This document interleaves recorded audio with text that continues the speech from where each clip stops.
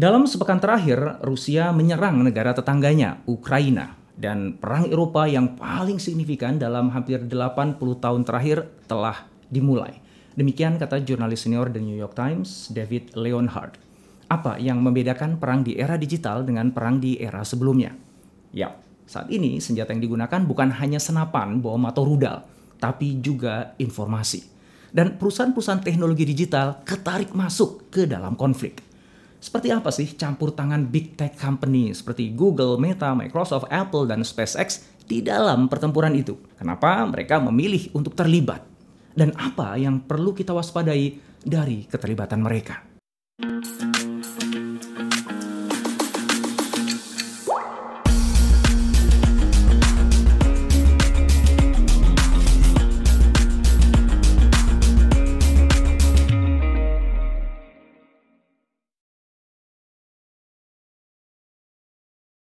Pada 24 Februari 2022, pasukan Rusia mulai menggempur pusat kota Kiev dan bandara Ukraina dengan pesawat dan peluncur rudal.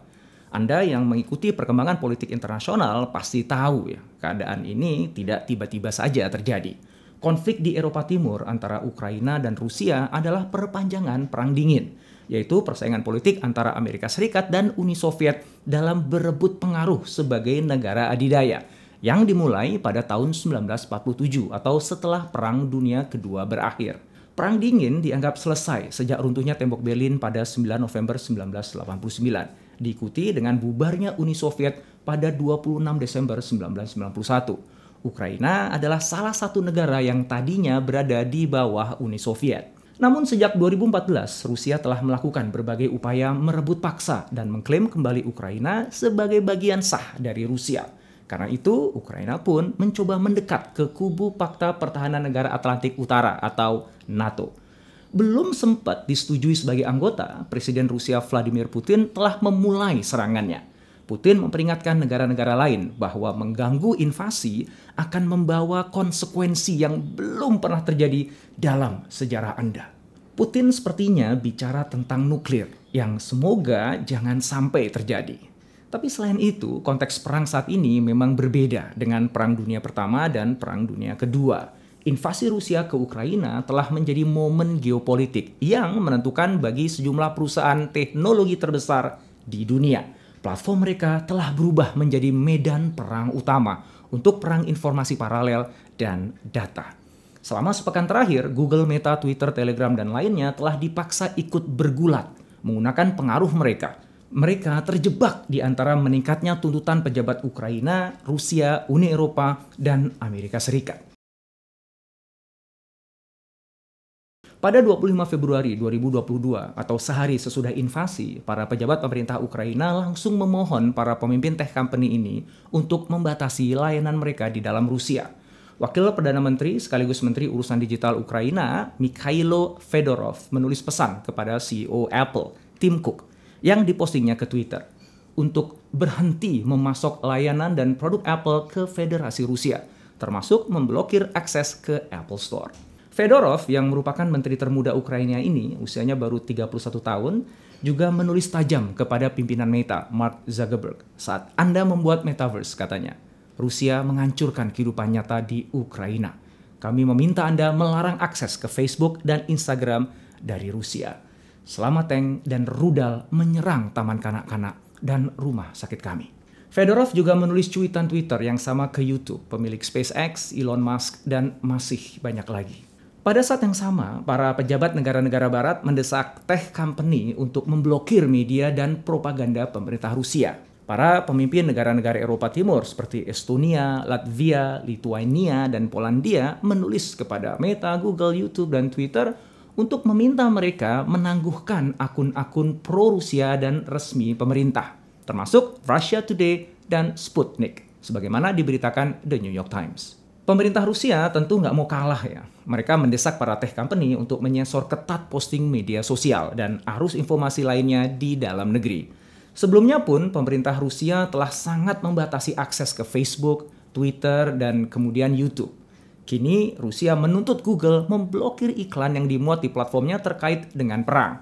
Rusia juga berang atas pembatasan terhadap akun-akun resmi dan pro pemerintah Rusia. dan menuntut pencabutan pembatasan tersebut.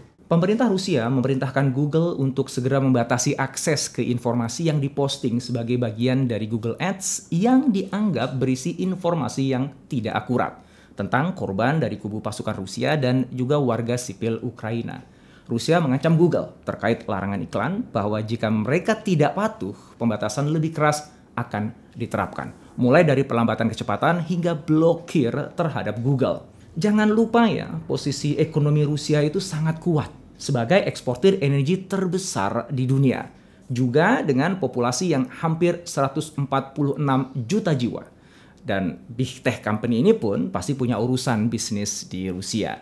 Jadi kita saksikan bagaimana Big Tech Company diperebutkan di tengah perang Rusia versus Ukraina dan mendapatkan desakan dari berbagai penjuru.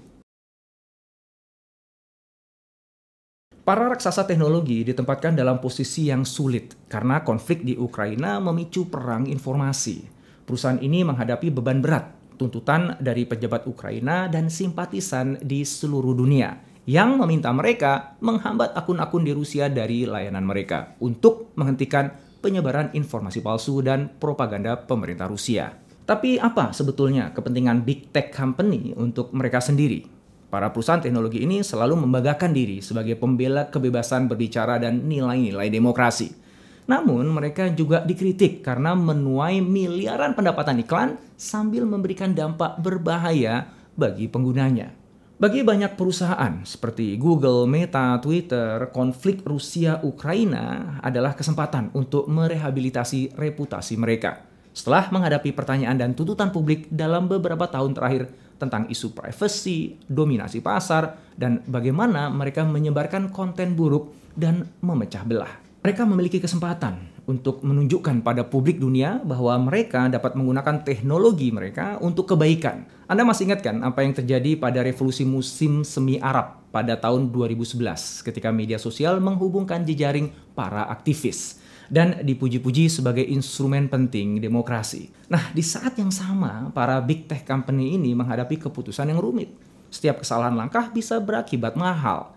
Mereka bisa menambah dukungan di Eropa dan Amerika Serikat untuk membesarkan bisnis mereka. Atau bisa juga membuat Rusia melarang bisnis mereka sama sekali. Kita tahu kan bahwa tech company mengalami sejumlah tantangan bisnis. Facebook misalnya telah mengalami penurunan drastis dalam nilainya karena berbagai faktor seperti perlambatan pertumbuhan dan tekanan pada bisnis iklan utamanya. Para eksekutif di Big Tech Company ini, Google, Meta, Twitter, dan sebagainya mesti melakukan berbagai keputusan dalam waktu singkat. Sambil juga menunggu dan melihat apa yang dilakukan tetangga sebelah, alias perusahaan tech lainnya. Kalau melakukan terlalu sedikit untuk Ukraina, bisa-bisa dikecam karena dianggap hanya setengah hati mendukung. Tapi membatasi terlalu banyak layanan dan informasi di Rusia juga dapat membuat warga Rusia biasa terputus dari percakapan digital yang lebih luas, yang dapat melawan propaganda dari pemerintah mereka. Bagi sebagian besar raksasa teknologi ini, konflik Rusia-Ukraina bisa menjadi momen yang menentukan reputasi. Setelah menghadapi tuduhan pelanggaran privasi dan ujaran kebencian selama bertahun-tahun, sekarang saatnya dunia melihat kembali apakah platform mereka menyediakan informasi kredibel yang dapat diakses. Saat perang berlanjut, raksasa teknologi dihadapkan pada tuntutan dan komplikasi yang meningkat. Peran mereka dalam menegakkan demokrasi informasi menjadi lebih penting dari sebelumnya. Para raksasa teknologi telah merespons perang Rusia versus Ukraina dengan memberikan dukungan kepada Ukraina. Mereka menghalangi kampanye disinformasi dari Rusia dan menutup layanan yang dapat digunakan militer Rusia atas permintaan pemerintah Ukraina. Perusahaan roket SpaceX milik Elon Musk mengaktifkan layanan internet satelit di Ukraina melalui sistem Starlink-nya. Sebuah langkah yang membuat Ukraina tetap terhubung ke internet, bahkan saat Rusia menyerang jaringan internetnya. Microsoft telah bekerja dengan pejabat pemerintah AS dan Ukraina untuk memperingatkan ancaman peretasan. Microsoft juga membatasi unduhan layanan media milik pemerintah Rusia dari toko aplikasi mereka. Kemudian jejaring sosial Facebook, Twitter, dan juga YouTube dari Google membatasi akses media yang dikelola pemerintah Rusia ke platform iklan dan terus memeriksa posting-posting yang dianggap memuat fakta yang keliru. Tim Google di Eropa secara resmi mengumumkan bahwa mereka aktif memantau perang dan bekerja untuk memastikan keselamatan dan keamanan penggunanya. Google menonaktifkan fitur yang menampilkan kondisi lalu lintas di aplikasi Maps yang banyak digunakan. Sebuah langkah yang berpotensi membuat navigasi lebih sulit bagi militer Rusia.